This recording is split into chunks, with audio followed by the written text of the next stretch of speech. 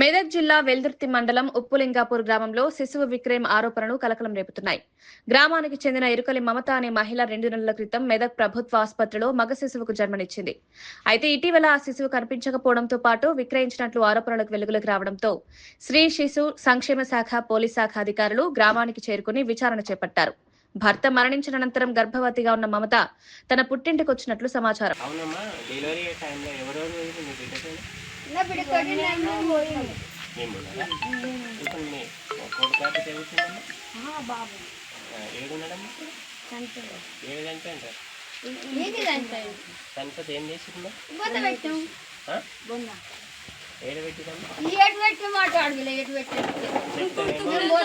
నువ్వు చెప్తేనే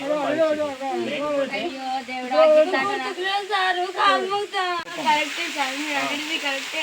కానీ మా దగ్గర మా పెద్దమ్మ నుంచి మంచిరా ఆమె ఇంటికి రాడుతుంది సార్. మేము ఉన్నాం కదమ్మా, గాలకు భయపడేది ఏమున్నది? మేము ఉన్నాం కదమ్మా, మేము ఉన్నాం కదా. మేము ఇద్దరమే కాదు, కారు ఉన్నాడు, పెద్ద జీప్ ఉన్నది. అసలు 100 మంది వచ్చినా సరే అరుచుకుంటాను. గన్నులు ఉన్నాయి, లాఠీలు ఉన్నాయి. తెలుసా ఎన్నేళ్ళు అవుతుంది? మొన్న 17th మార్చా ఏప్రిల్? మధ్యాహ్నం పూట స్కూల్ బంద్ చేయలేదు. ఓకే. ఇప్పుడు నువ్వు 5వ తరగతి అక్కడ చదివినావు కదా, ఎండాకాలం దాకా చదివినావు అమ్మ అక్కడ? నేను ఇప్పుడు కాదు, మస్తు రోజులు. ఇప్పుడు చదువుకుంటే నువ్వు ఏ క్లాస్ వచ్చి? ఇప్పుడు నేను 6th వెళ్తుంది. ఇప్పుడు 6th వెళ్తుంటివి. ఆడ 5 చదివినవా 4 చదివినవా? 5. మరి వీడికి వచ్చి ఎప్పుడు నువ్వు మీ అమ్మ నువ్వు ఇద్దరు ఇక్కడికి వచ్చి మరి 5 ఎగ్జామ్ రాసినావా? నువ్వు పాస్ అయినా? రాయలేవు. 5వ తరగతిలో పోయినావు కానీ మొత్తం కంటిన్యూగా పోలేవు, అంతేనా?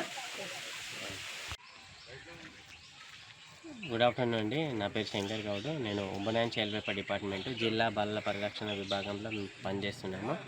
అయితే మనకు ఇక్కడ ఈరోజు కౌడిపల్లి మండల్లో లోకల్లో సేల్ ఆఫ్ చైల్డ్ జరిగిందని సమాచారం వచ్చింది. దాని మేరకు కౌడిపల్లిలో వెళ్ళి విచారణ చేయగా కౌడిపల్లిలో లేరు. తర్వాత వెల్దుర్తి మండల్ ఉప్పులింగాపూర్లో సేల్ ఆఫ్ చైల్డ్ జరిగిందని ఆ విచారణలో తేలింది. ఇట్టి విచారణ మేరకు ఉప్పులింగాపూర్ గ్రామానికి వెళ్ళి విచారణ చేయగా అక్కడ మదర్ను తర్వాత చుట్టుపక్కల వారిని తెలుసుకున్న విషయం ఏమిటి అనగా నిజంగానే అమ్మాయిని సేల్ ఆఫ్ జరిగిందని తెలిసింది. తర్వాత మీడియేటర్ ద్వారా ఇట్టి విషయం తెలుసుకోవడం జరిగింది.